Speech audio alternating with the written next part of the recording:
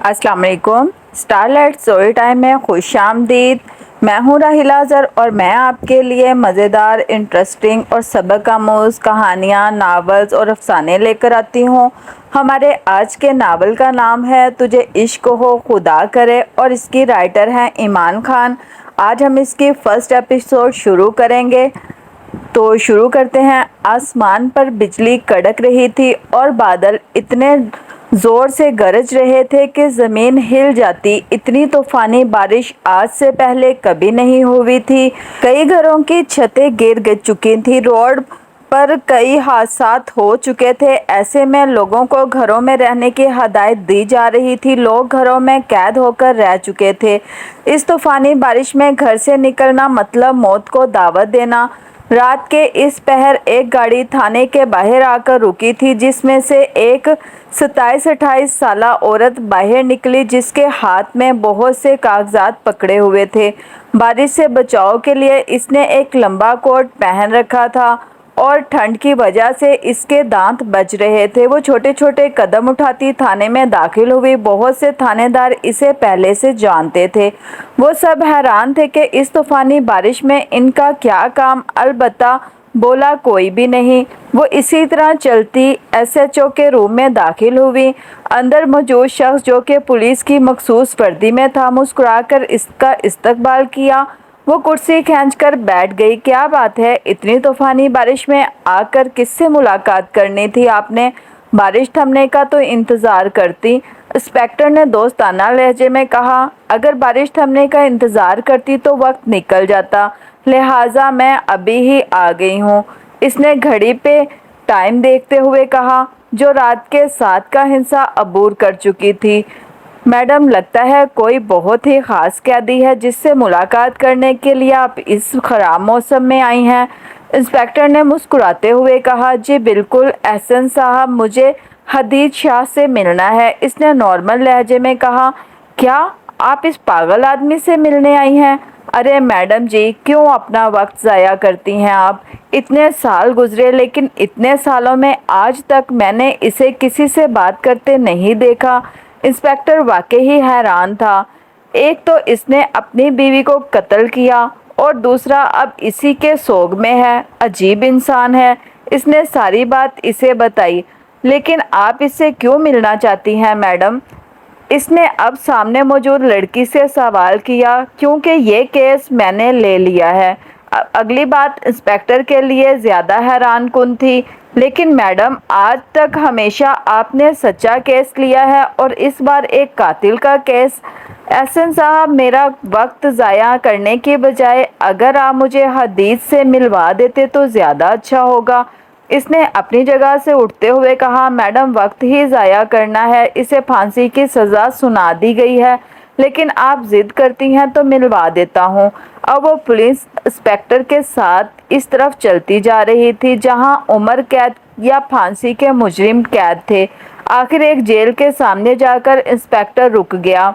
यही है मिस जमल, और साथ ही हवलदार को इशारा किया। इसने ताला खोला और जमल अंदर चली गई और इंस्पेक्टर को जाने का इशारा किया और हवलदार को भी। साथ ही इंस्पेक्टर को पीछे से पुकारा, एहसन साहब, बाज़ औक़ात आंखों देखा भी सच नहीं होता है।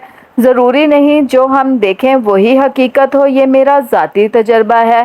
कहकर वो आगे जेल के अंदर चली गई।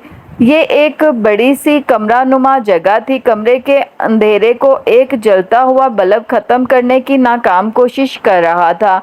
यानी कमरे में नीम अंधेरा था, इतना कि जमल सामने बैठे शख्स को देख सके और सामने बैठा शख्स जमल को लेकिन वो जमल को देख कब रहा था? इसने तो जमल की मौजूदगी का नोटिस भी नहीं लिया था। सामने बिल्कुल एक मिट्टी का गड़ा था, जिसके ऊपर मिट्टी का बना गिलास पड़ा था और इसके बिल्कुल साथ वो इंसान बैठा था जिसने खुद पे बात तस्लीम की थी कि वो अपनी बीवी का कातिल है।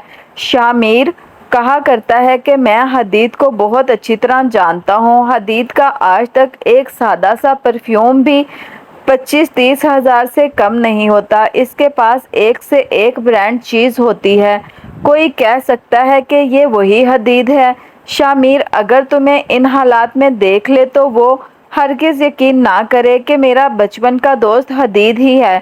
سامنے موجود شخص اس کی کسی بات کا نوٹس نہیں لے رہا تھا۔ وہ ایسے بیٹھا تھا جیسے وہ دنیا جہان سے بے خبر ہے، کسی دوسری دنیا میں ہی گم۔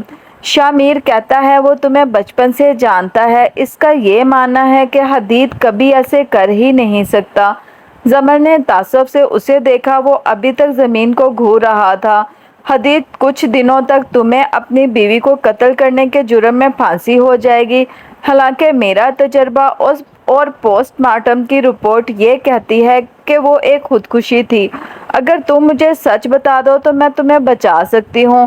اس نے اسے یقین دہانی کروائی۔ جواب میں اس نے لال آنکھوں سے اسے دیکھا۔ جلتے بلب کی مدھم روشنی میں جمل نے پہلی بار اس کا چہرہ دیکھا۔ لمبے بال، لال آنکھیں جس کے پپوٹے سوج چکے تھے، سفید رنگ جو مرجھا کے پیلے رنگ میں بدل چکا تھا، بڑی شیب۔ وہ کہیں سے بھی وہ والا حدید شاہ نہیں لگ رہا تھا جو جمل سے کئی بار مل چکا تھا۔ پہلی بات یہ کہ حدید شاہ موت سے نہیں ڈرتا۔ میں پوری عدالت کے سامنے یہ بات تسلیم کر چکا ہوں کہ میں ہی قاتل ہوں۔ اس نے کچھ لمحوں کے لیے لال آنکھوں سے اسے دیکھا، پھر زمین کو گھورنے لگا۔ لیکن وہ قتل تم نے نہیں کیا ہے؟ جمل نے اسے قائل کرنے کی آخری کوشش کی۔ کیا تم موقع واردات پر موجود تھی؟ اس نے زمین کو گھورتے ہوئے ہی اگلی بات کی۔ جمل خاموش ہو گئی۔ اپنا وقت ضائع نہ کرو، تم میری پھانسی کو روک نہیں سکتی۔ بارش اب تھم چکی تھی اور بارش کے ننھے ننھے قطرے زمین پہ پڑتے تو ٹپ ٹپ کی آواز پیدا ہوتی۔ اور تم بھی سن لو حدید، میں اپنی زندگی میں کوئی کیس نہیں ہاری ہوں، تمہیں ہرگز یہ زیادتی نہیں کرنے دوں گی۔ جمل دو ٹوک لہجے میں کہہ کر باہر نکلنے لگی جب پیچھے سے اس نے اسے پکارا۔ جمل، کیا کسی کے احساسات کو، کسی کی غربت نفس کو مجروح کرنا جرم نہیں ہے؟ کسی کو جیتے جی مار دینا بھی تو قتل ہے۔ تو میں قاتل ہی ہوں، مجھے مت بچاؤ۔ جمل، میں مرنا چاہتا ہوں۔ وہ بہت بے بس تھا، لیکن تم تو پری سے بے پناہ محبت کرتے تھے، اس بات کی گواہ میں ہوں۔ جمل نے پھر ایک بار کوشش کی، شاید وہ سچ بول دے۔ ہر چیز میں ایک توازن اچھا لگتا ہے۔ جمل، ضرورت سے زیادہ محبت اور حد سے زیادہ نفرت انسان کو تباہ کر دیتی ہے۔ اب وہ پھر جمل سے بات کر رہا تھا۔ اس نے اپنی خاموشی توڑ دی تھی۔ بس مجھے میرے حال پر چھوڑ دو۔ اس نے رخ موڑ لیا تھا۔ جمل کو اس انسان پر بے پناہ ترس آیا۔ وہ اسے تعصب سے دیکھ کر باہر نکل گئی۔ موبائل کی گھنٹی بج رہی تھی اور مسلسل بج رہی تھی۔ وہ سر دھو کر باہر نکلی تو موبائل اسکرین پر چمکتا نمبر دیکھ کر اس کے چہرے پر ایک دلفریب مسکراہٹ پھیل گئی۔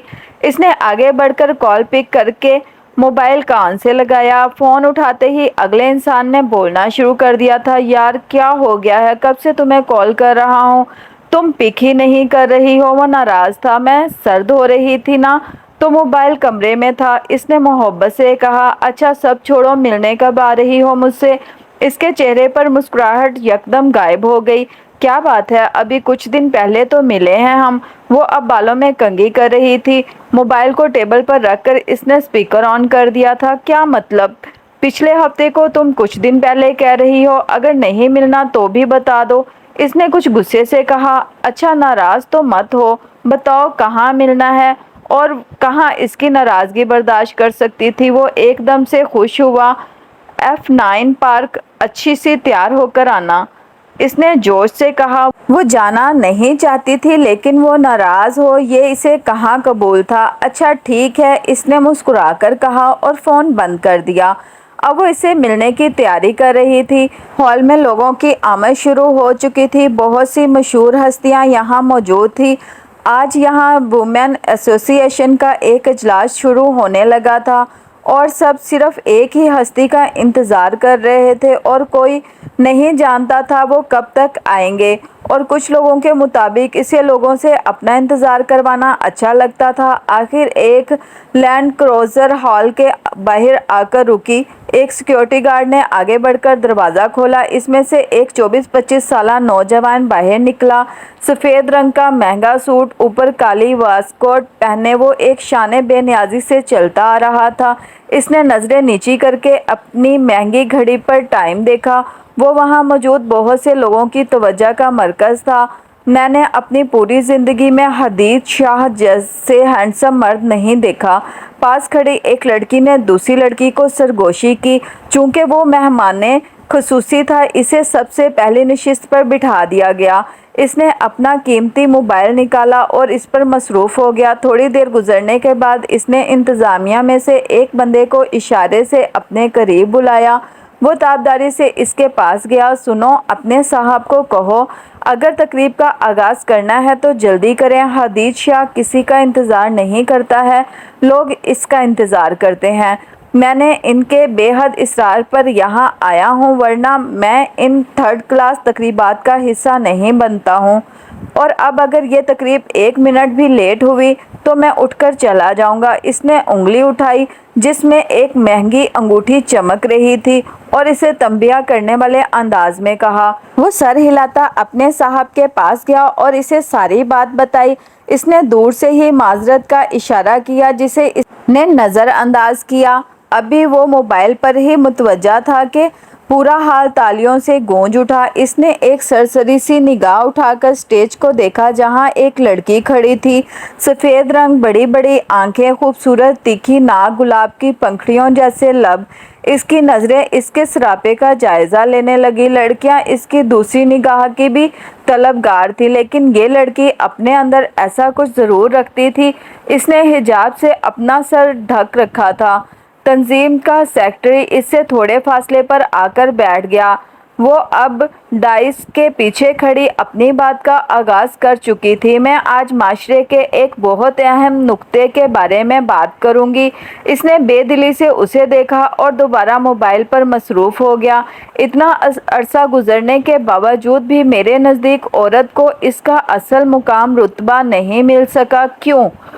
یہ ایک ایسے سوال ہے جس کا جواب کسی کے پاس نہیں۔ معاشرے میں جب بھی کچھ غلط ہوتا تو الزام عورت کے حصے میں ہی کیوں آتا ہے؟ حالانکہ ایسے ہی کوئی کام مرد بآسانی کر دیتا ہے، لیکن تب یہی لوگ چپ رہتے ہیں۔ عورت کے پہننے پر، اوڑھنے پر، یہاں تک کہ اس کی پڑھائی پر بھی پابندی لگا دی جاتی ہے۔ حدید نے نظر اٹھا کر اسے دیکھا اور کسی چھوٹی سی بات کو بنیاد بنا کر اس کے کردار پر کیچڑ اچھالا جاتا ہے۔ لیکن میرے نزدیک عورت جب کچھ غلط کرتی ہے تو وہ بدلے میں نہیں، صدمے میں آ کر کرتی ہے۔ اسے اپنے ساتھ ہونے والے ظلم و زیادتی کا یقین نہیں آتا ہے، اور پھر لوگ اسے بد کردار عورت جیسے القابات سے بھی نوازتے ہیں، کیونکہ ہر کوئی کہانی ایک رخ دیکھتے ہیں، اور اگر کوئی کہانی کا دوسرا رخ دیکھ لے تو کوئی اسے بد کردار کہنے کی جرات نہ کرے۔ وہ لمحے کے لیے رکی تھی اور اس دوران حدید نے پہلی بار پوری توجہ سے اس کی بات سنی تھی۔ اب وہ پوری توجہ سے اسے سن ہی رہا تھا۔ اور یہاں ایک اور بات، لڑکیوں کو ان کی پسند کی شادی کا بھی اختیار نہیں دیا جاتا۔ مجھے حیرت ہے اس بات پر کہ ہم برائے نام مسلمان ہیں اور کسی بھی کام میں ہم قرآن سے رہنمائی نہیں لیتے ہیں۔ حالانکہ ہم یہ کیوں بھول جاتے ہیں کہ حضرت ختیجہ رضی اللہ تعالیٰ عنہا نے رسول کریم صلی اللہ علیہ وآلہ وسلم کو خود پسند کیا تھا، پھر شادی کا پیغام بھی خود بھیجا تھا جسے انہوں نے دل و جان سے قبول فرمایا تھا۔ تو کیا ہم ان سے آگے نکل چکے ہیں؟ نعوذ باللہ۔ ہر مرد عزت دار ہے، غیرت مند ہے، صرف عورت کی ذات تک ہم اپنے گریبانوں میں کیوں نہیں جھانکتے ہیں؟ حدید کی ساری توجہ اس کی باتوں کی جانب تھی۔ ماضی کی ایک ایک بات اس کی نظروں کے سامنے گھوم رہی تھی۔ اس کے سر میں درد کی ایک ٹیس اٹھی۔ میری باتوں سے اگر آپ لوگوں کو کوئی تکلیف پہنچی ہو تو میں معذرت خواہ ہوں، کہہ کر وہ اسٹیج سے نیچے اترنے لگی۔ ایک دفعہ پھر پورا ہال تالیوں سے گونج اٹھا اور اس کے ساتھ ہی وہ جیسا حال میں لوٹا، اور وہ اب ہال سے باہر نکل چکی تھی۔ وہ ایک طرح سے اس کے پیچھے بھاگا۔ وہ اپنی گاڑی کے پاس پہنچی تو اس نے اسے پکارا، سنیے محترمہ، آپ اتنے مردوں کے درمیان کھڑی مردوں کو بھلا کہے جا رہی تھی، وہ بھی اسی حلیے میں؟ آپ جیسی پاک دامن عورتیں تو پھر گھروں میں بیٹھے پردے میں ایسے لباس پہن کے ایسی بات زیب نہیں دیتی۔ اس نے اس کے لباس کو بنیاد بنایا۔ حدید شاہ پہلی بار کسی لڑکی سے مخاطب ہوا تھا، یہ حیران کن بات تھی۔ اس نے پہلے حیرت سے اسے دیکھا، फिर इससे मुखातिब हुई, पहली बात कि मैं अजनबी लोगों को ज़्यादा अहमियत नहीं देती हूँ और औरत के किरदार का अंदाज़ा इसके लिबास से लगाने वाले मेरी नज़र में मर्द ही नहीं हैं। वो कहकर रुकी नहीं, गाड़ी में बैठकर आगे बढ़ गई। हदीर शाह की इज़्ज़त एक आम सी लड़की 2 कौड़ी की कर चुकी थी। ये एक जदीद तर्ज का बना बंगला था जिसके अंदर एक से एक बढ़कर कीमती चीज़ थी। फर्नीचर से लेकर किचन में पड़ी एक आम सी छुरी तक हर चीज़ महंगी से महंगी थी। वो इस वक्त बालकनी में खड़ा था और शदीद ज़हनी इज़्तिराब का शिकार था। इसने सिगरेट जलाया और लबों के साथ लगाया। वो जब भी उदास होता था तो ऐसे ही करता था। इसने सिगरेट का आखिरी कश लिया और सिगरेट नीचे फेंक दी और दोनों हाथों से माथे को मसला और छोटे छोटे कदम उठाता कमरे की तरफ बढ़ गया। कमरे में एक तरफ ड्रेसिंग टेबल थी जिसके ऊपर महंगे महंगे परफ्यूम रखे हुए थे। बिल्कुल साथ एक वॉकिंग चेयर पड़ी थी। वो छोटे छोटे कदम उठाता आकर चेयर पर बैठ गया। आज इस लड़की की कही हुई बातों ने इसे बहुत कुछ सोचने पर मजबूर कर दिया था। वो इन बातों से जितना भागता था इसका माजी हमेशा इसके सामने आकर खड़ा हो जाता था। इसने पीछे चेयर के साथ सर टिका दिया। माजी की एक एक बात किसी फिल्म की तरह इसकी आंखों के सामने घूमने लगा। जहां एक छोटा 5 साल का बच्चा खड़ा था और साथ वाले कमरे से मुसलसल शोर की आवाज़ें आ रही थी, वो बिल्कुल सहम के खड़ा सब कुछ सुन रहा था। मम्मा मुसलसल चला रही थी और पापा की आवाज़ भी अब कुछ हद तक तेज़ हो रही थी। वो इतना छोटा था कि कुछ बातों की इसे इस वक्त समझ ना आ सकी, लेकिन जैसे जैसे वक्त गुजरता गया इसे हर बात समझ आती गई। तुम आखिर खुद को क्या समझती हो? मेरी आंखों में धूल झोंकोगी, गैर मर्दों के साथ ताल्लुकात बढ़ाओगी और मैं हाथ पर हाथ रखकर तुम्हें देखूंगा। अरे ये कोई शरीफ औरतों के चाल चलन है? बदकिरदार औरत। पापा के पास पड़ा गुलदान जोर से ज़मीन पर पटका। सफ़ान शाह, मेरे किरदार पर उंगली मत उठाना वरना। वो गुस्से से चिल्लाई। तो क्या क्या बताओ, तुम्हारा क्या ताल्लुक़ है इससे? क्या लगता है वो तुम्हारा? उन्होंने भी गुस्से से कहा। मैं तुम्हारे सामने अपने किरदार की सफाई हरगिज़ नहीं दूंगी। तुमने जो भी समझना है समझो, मुझे कोई परवाह नहीं है। मम्मा अब अलमारी से अपने कपड़े निकाल कर बैग में डाल रही थी। जाओ जाओ, तुम सब कुछ बोलोगे जब तुम्हारे पास बोलने के लिए कुछ होगा। उन्होंने इनकी कलाई पकड़कर जोर से मरोड़ डाली। वो दरवाजे की ओर से खड़ा सब कुछ देख रहा था। सुफियान, छोड़ो मेरे कलाई। वो तकलीफ से करा उठी। जब तक तुम ये तस्लीम नहीं करोगी कि तुम एक बदकिरदार औरत हो और तुम्हारे इसके साथ ताल्लुकात थे। उन्होंने सफाकियत की इंतहा कर दी थी। हाँ हाँ, मैं हूँ बदकिरदार औरत, मैं बदकिरदार और मेरे इसके साथ ताल्लुकात थे। उन्होंने अपना हाथ झटके से छुड़ाया और बैग उठाकर बाहर निकल गई। वो थोड़ा और पीछे होकर खड़ा हो गया। मम्मा ने एक अलविदाई निगाह घर पर डाली और साथ ही हदीद पर भी। हदीद ने आंखों को मसल डाला और इनके गले से लग गया। मम्मा मम्मा, क्या आप मुझे छोड़कर चली जाएंगी? इसने मासूमियत से पूछा। मम्मा ने आराम से इसे खुद से अलग किया और मोहब्बत से इसके सर पर हाथ फेरा। मम्मा आपसे मिलने आती रहेगी। उन्होंने बामुश्किल अपनी सिसकी रोकी और दरवाजे से बाहर निकल गई। हदीद भागता हुआ बाबा के कमरे में गया। वो सर थाम के बैठे थे। हदीद को आता देखकर उन्होंने नज़रें उठाकर इसे देखा, फिर इसे अपने पास बुलाया। बाबा, क्या अब मम्मा कभी वापस नहीं आएंगी? हदीद की सुई अभी तक इसी बात पर अटकी थी। नहीं, अब कभी वापस नहीं आएगी, कभी भी नहीं। आज से तुम्हारी माँ मर गई है हदीद। वो एक बदकिरदार और बेवफा औरत है। हर औरत बेवफा है। हाँ, हर औरत बदकिरदार है। बाबा होले होले कह रहे थे, कहीं नज़दीक कहीं बोल रहे थे। हदीद करहा रहा था। आज बहुत अरसे बाद वो फिर माजी में चला गया था, वरना इतने अरसे वो औरत से नफरत करता रहा था। अपनी माँ के बाद इसे हर औरत धोखेबाज ही लगती थी, बदकिरदार लगती थी। इसे अभी भी याद था कि बचपन में वो रात को सोते सोते डर जाता था, कोई इसके साथ नहीं होता था। बाबा ने दूसरी शादी कर ली थी। वो अब इसी दुनिया में मसरूफ़ रहते थे और हदीद अकेला होता गया। इसे वक्त के साथ साथ औरत ज़ात के साथ नफरत हो गई थी اور بابا کے مرنے کے بعد اس نے وہ گھر ہی چھوڑ دیا تھا، لیکن وہ لڑکی کیوں اس کے حواسوں پر چھا گئی تھی، اس کی باتیں کیوں اس کے ذہن سے نہیں نکل رہی تھی۔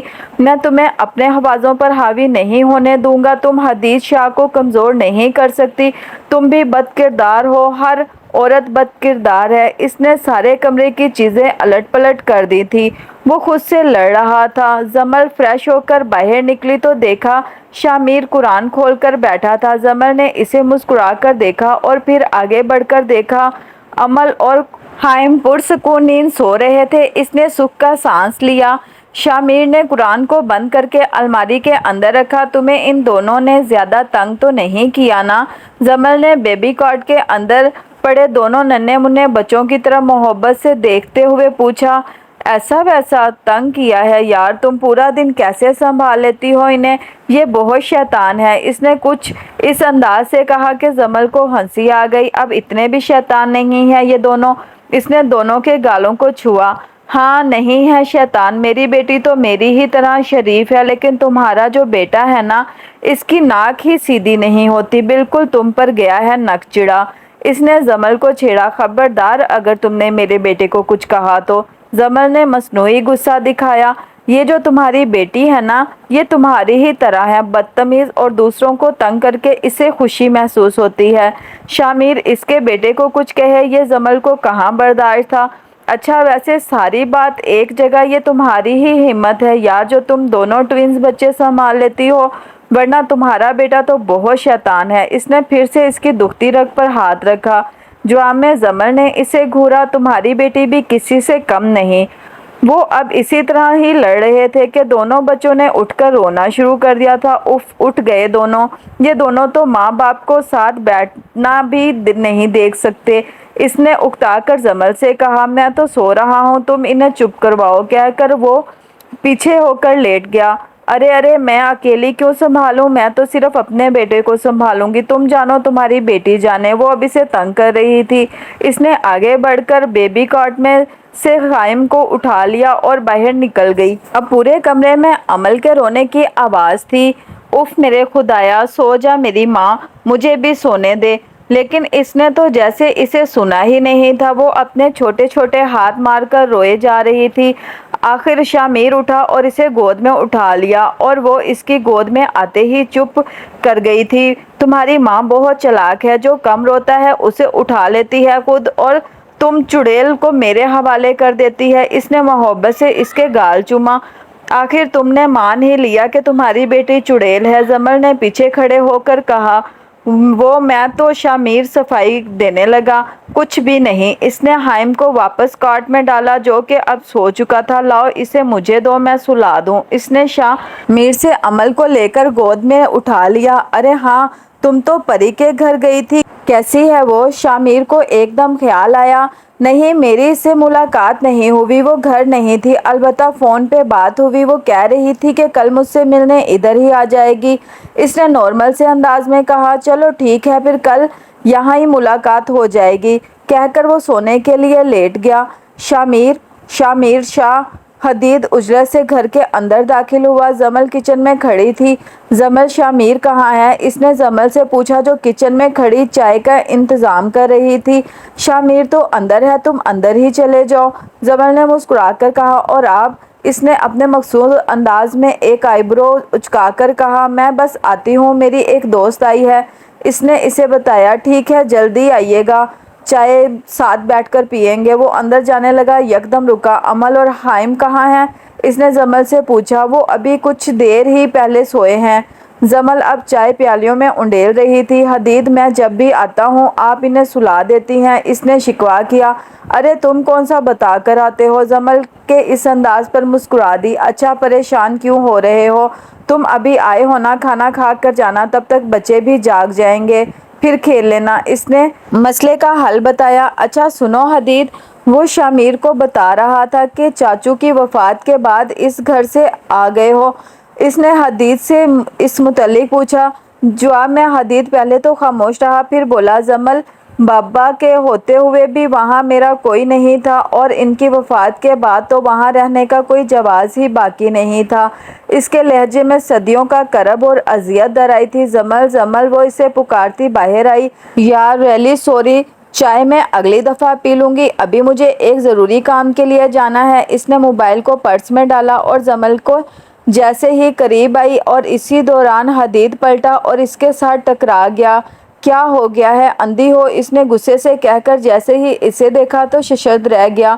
تم؟ اس نے حیرت سے کہا۔ اسی لمحے حدید نے بھی اسے دیکھ لیا تھا۔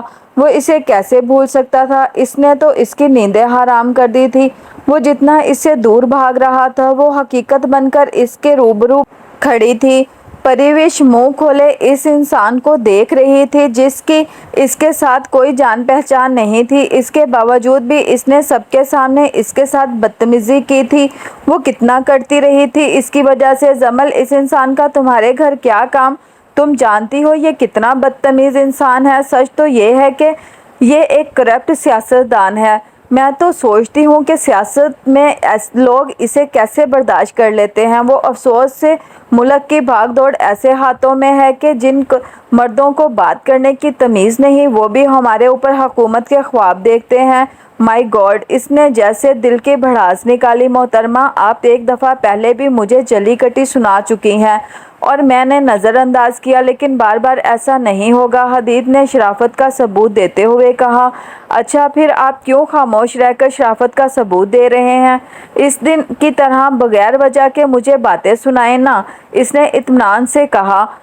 چپ، بالکل چپ، کوئی مجھے بھی بتائے گا کہ کیا ہو رہا ہے؟ زمل کب سے یہ سب سن رہی تھی، آخر اسے بولنا ہی پڑا۔ کیا تم دونوں پہلے سے ایک دوسرے کو جانتے ہو اور پہلے بھی مل چکے ہو؟ زمل نے دونوں سے پوچھا۔ مجھے نہیں پتا ہے زمل، مجھے دیر ہو رہی ہے، میں جا رہی ہوں۔ اس کا موڈ بگڑ چکا تھا لہٰذا جان چھڑا کر جا رہی تھی۔ پری سنو یار! زمل اس کے پیچھے بھاگی۔ پریوش! اچھا میری بات تو سنو! آواز حدید کے کانوں میں پڑ رہی تھی۔ پریوش! وہ زیر لب بڑبڑایا۔ پریوں جیسی خوبصورت، گریٹ! وہ مسکرایا۔ اوئے، تو کب آیا اور یہ شور کیسا ہے؟ شامیر اسی وقت اندر سے باہر آیا تھا۔ میں ابھی تھوڑی دیر پہلے ہی۔ اس کا موڈ ایک دم خوشگوار ہو چکا تھا۔ اور شور زمل کی کوئی دوست آئی تھی، انہیں گیٹ تک چھوڑنے گئی ہے۔ وہ سرے سے انجان بن گیا تھا۔ اچھا چل اندر آ، باہر کیوں کھڑا ہے؟ وہ دونوں باتیں کرتے کرتے کمرے کی طرف بڑھ گئے۔ یہ ایک بڑا پارک تھا جس میں اکا دکا لوگ ہی شام کے وقت نظر آ رہے تھے۔ وہ بلیک عبایا میں پیڑ کے ساتھ لگ کے بیٹھی تھی اور بار بار گھڑی پر ٹائم دیکھ رہی تھی، لیکن وہ نہیں آیا تھا۔ آخر تھوڑی ہی دیر بعد وہ اسے دور سے آتا دکھائی دیا۔ کیا ہو گیا ہے کمیل؟ میں کب سے تمہارا انتظار کر رہی ہوں، اس نے بیزاریت کا اظہار کیا۔ میری جان، میں تو جلدی ہی نکلا تھا، لیکن وہ کیا ہے نا کہ بس راستے میں ٹریفک بہت تھی۔ وہ اس کے قریب بیٹھ گیا۔ ہم کب تک ایسے چھپ چھپ کر ملتے رہیں گے؟ امی اب نہیں نکلنے دیتی ہیں، اس نے منہ بسور کر اسے بتایا۔ تو کیا یار، تھوڑی ہی دیر کی بات ہے، اس میں کیا ہے؟ ان کی طرف سے تو تم کالج جاتی ہو۔ وہ ذرا سا ہنسا جیسے کہہ رہا ہو اچھا دھوکہ دے لیتی ہو۔ بہرحال اس نے نظر انداز کیا۔ سیدھی بات ہے کہ اب میں تم سے ایسے چھپ چھپ کے نہیں مل سکتی ہوں، بس تم مجھ سے محبت کرتے ہو نا؟ اس نے کچھ مان سے یقین سے اسے کہا۔ جواب میں اس نے اس کا ہاتھ تھاما۔ ہاں نا یار، اب کیا بار بار تمہیں ثبوت دوں؟ اس نے بے پرواہی سے کہا۔ تو اپنے گھر والوں کو بھیجو میرے رشتے کے لیے۔ کمیل نے ایک جھٹکے سے اپنا ہاتھ چھڑا لیا اور کرنٹ کھا کر پیچھے ہوا۔ کیا ہو گیا ہے؟ میں تمہارے گھر رشتہ بھیجوں گا؟ تمہیں پاگل لگتا ہوں میں کیا میں تمہارے ماضی سے واقف نہیں ہوں؟ کیا میں نہیں جانتا تمہاری ماں ایک طوائف تھی؟ ارے میں کیا، آدھا شہر جانتا ہے اس بات کو۔ کیا بولوں میں اپنے گھر والوں سے کہ مجھے ایک طوائف کی بیٹی پسند ہے، اس کے لیے میرا رشتہ مانگ لیں؟ واہ، نام بدل دینے سے ماضی نہیں بدلتے محترمہ۔ وہ منہ کھولے اس انسان کو دیکھ رہی تھی۔ لیکن کمیل میں ایسی نہیں ہوں، بس طوائف کی بیٹی شریف نہیں ہو سکتی ہے؟ باپ کے تو تمہارے پتہ نہیں، جیسی ماں ویسی بیٹی۔ الفاظ تھے یا ہتھوڑے جو اس کے سر پر برس رہے تھے۔ رات کو دیر تک مجھ سے رومانس کرتے ہوئے اور اپنی ماں کو دھوکہ دے کر مجھ سے ملنے آتے ہوئے تمہیں خیال نہیں آیا کہ تم ایک شریف لڑکی ہو؟ مجھے معاف رکھو ایسی شرافت سے، ویسے بھی میری بات پکی ہو گئی ہے۔ اس نے اگلی بات بڑے آرام سے کہہ کر اس کے سر پر بم پھوڑا۔ وہ ایک دم سے اٹھی اور اس کا گریبان پکڑا۔ تم میرے ساتھ ایسا کیسے کر سکتے ہو؟ تم تو مجھ سے محبت کرتے ہو نا؟ اسے یقین نہیں آ رہا تھا کہ یہ وہی کمیل ہے جو ہر دم اس کے حسن کے قصیدے پڑھتا نہیں تھکتا تھا اور اب ایسے کہہ رہا تھا، ہٹو پیچھے، چھوڑو میرا گریبان۔ اس نے اسے پرے دھکیلا اور اپنا گریبان اس کی گرفت سے آزاد کیا۔ میں نے کب تم سے کہا کہ میں تم سے شادی کروں گا؟ اور جو چیز سرے عام سرے بازار عیاں پڑی ہو تو کسی کی بھی نیت خراب ہو سکتی ہے، اور اپنی اوقات میں رہو، ہٹو پیچھے۔ وہ اسے دھکا دے کر آگے بڑھا تو اسے لگا کہ وہ زمین میں گڑ گئی ہے۔ وہ تو بھول ہی گئی تھی اپنی اوقات کے نام بدلنے سے انسان کا ماضی نہیں بدل سکتا۔ وہ جس انسان کے لیے اپنی ماں کو دھوکہ دیتی رہی تھی وہ اس کے منہ پر تھوک کر آگے بڑھ گیا تھا۔ یہی انجام ہوتا ہے نا اپنے ماں باپ کی عزتیں روننے والی لڑکیوں کا۔ اس رات وہ بہت روئی تھی اور اس رات کے بعد اسے مرد ذات سے شدید نفرت ہو گئی تھی۔ وہ گھر سے باہر نکلی تو اسے یوں محسوس ہوا کہ کوئی اس کا پیچھا کر رہا ہے۔ پہلے تو اس نے اسے محض اپنا وہم سمجھا، لیکن جب وہ تھوڑا آگے بڑھی تو اس کا شک یقین میں بدل گیا۔ ایک کالے رنگ کی کار اس کا پیچھا کر رہی تھی۔ اس سے پہلے کہ وہ کچھ سمجھتی اس میں سے ایک نوجوان لڑکا باہر نکلا۔ اس نے کالے رنگ کے کپڑے پہن رکھے تھے۔ وہ اسے کیسے بھول سکتی تھی؟ وہ وہی تھا جس نے پہلے تو اس نے بہت بدتمیزی کی تھی، پھر وہ اسے جمل کے گھر ملا تھا، لیکن اسے سمجھ نہیں آ رہی تھی کہ وہ اس کے پیچھے کیوں پڑ گیا تھا۔ کیسی ہیں محترمہ آپ؟ اس نے قریب آ کر سن گلاسز اتارتے ہوئے اس سے پوچھا۔ میں جیسی بھی ہوں، یہ آپ کا سر درد نہیں ہے؟ اس نے الفاظ چبا چبا کر کہا۔ میرا پیچھا کیوں کر رہے ہیں آخر آپ؟ اس نے جھنجھلا کر کہا۔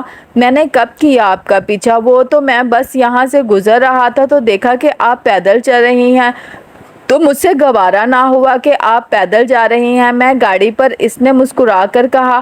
آپ کو کیا ہے میں پیدل جاؤں یا پھر گاڑی پر؟ بیوقوف سمجھتے ہیں کہ آپ مجھے؟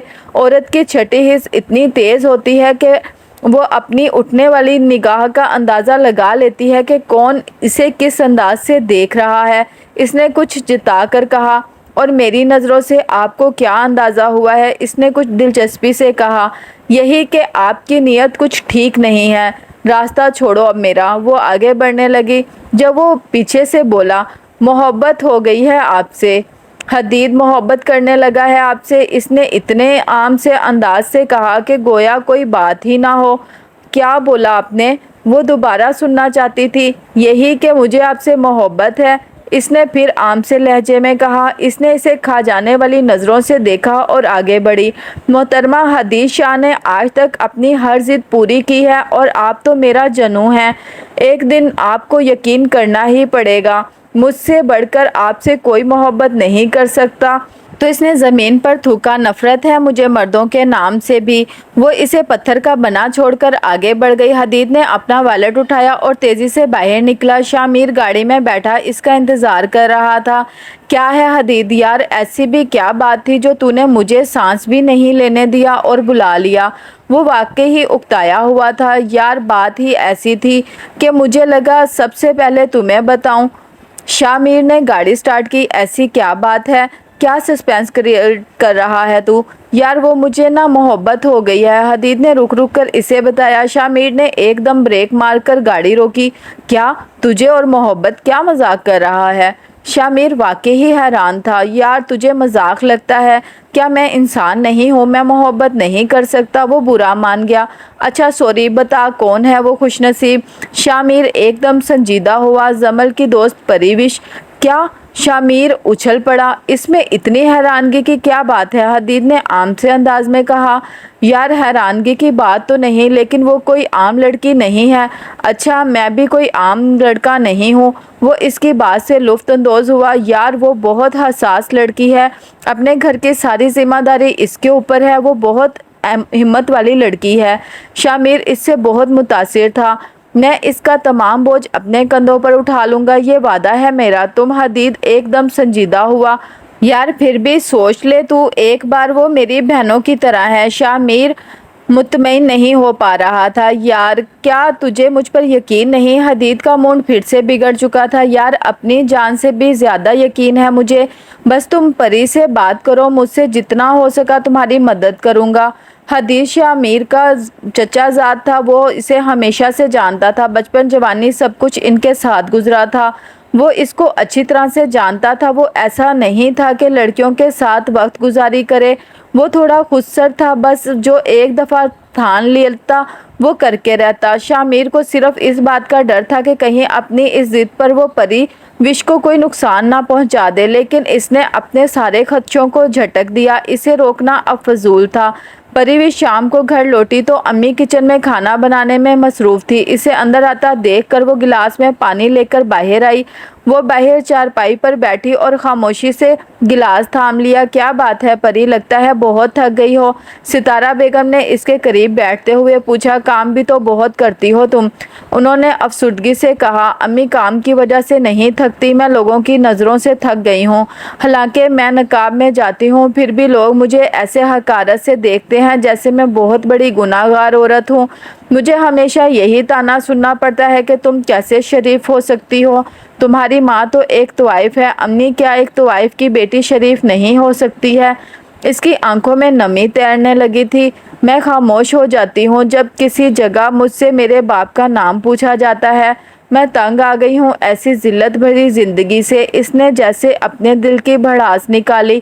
میں حیران ہوں کہ صرف کوٹھے ہی کیوں بدنام ہیں اور کوٹھوں پہ رہنے والیاں ہی کیوں طوائف کہلاتی ہیں؟ جو سرے عام تنگ چست لباس میں پھرتی ہیں انہیں تو ماڈرن کہا جاتا ہے، انہیں کوئی کیوں نہیں طوائف کہتا؟ ستارہ بیگم چپ رہی۔ کوٹھے بھی تو ان مردوں کی وجہ سے ہی آباد ہے نا، تو قصوروار عورت کیوں ہے؟ مرد ایک غسل سے پاک ہو جاتا ہے، عورت کی ایک غلطی تو ساری عمر یاد رکھی جاتی ہے۔ اب آنسو پلکوں کی باڑ توڑ کر آنکھوں سے بہہ گئے تھے۔ بیٹا میں نے کوٹھے سے نکلنے کے بعد سب کچھ بدل دیا تھا صرف تمہارے لیے۔ وہ سچ میں بے بس تھی۔ نام بدل لینے سے پہچان نہیں بدلتی ستارہ بائی۔ اس کے لہجے میں کاٹ نمایاں تھی۔ وہ بس اس کا منہ دیکھتی رہ گئی اور وہ آنسو پیتی اٹھ کے چلی گئی تھی۔ جمل اندر آئی تو شامیر کسی گہری سوچ میں گم تھا۔ شاہ کیا سوچ رہے ہو؟ وہ اس کے قریب ہی بیٹھ گئی۔ یار بس کچھ خاص نہیں، آج حدید ملا تھا مجھے۔ ہاں تو اس میں پریشانی کی کیا بات ہے؟ جمل نے عام سے انداز میں کہا۔ اگلی بات تو سنو، شامیر نے جھنجھلا کر کہا۔ ہاں ہاں بولو۔ جمل اس کی طرف متوجہ ہوئی۔ وہ کہہ رہا ہے اسے محبت ہو گئی ہے۔ کیا؟ حدید اور محبت؟ اچھا مذاق ہے، وہ بھی کسی عورت سے؟ امپاسبل، جمل نے ہنستے ہوئے کہا۔